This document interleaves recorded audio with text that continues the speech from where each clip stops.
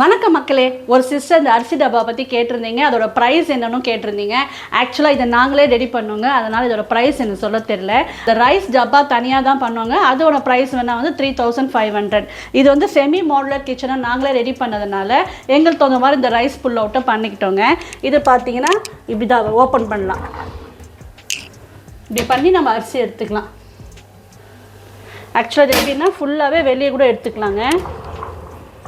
இதுதான் நாங்கள் ஸ்டெயின்லெஸ் ஸ்டீலில் பண்ணியிருக்கிற ரைஸ் டப்பாங்க. இதோட ப்ரைஸ் பார்த்தீங்கன்னா 3500 ஆகுது. இது நம்ம ஃபுல்லாக கூட இப்படி ஓப்பன் பண்ணி அரிசி கொட்டும் போது பண்ணிக்கலாங்க. நம்ம எடுக்கும் போது இதை மட்டும் திறந்து யூஸ் பண்ணிக்கலாம். இது தூப்பா இது ஒரு பார்த்திங்கன்னா 50 kgs வரலும் ரைஸ் பிடிக்குங்க.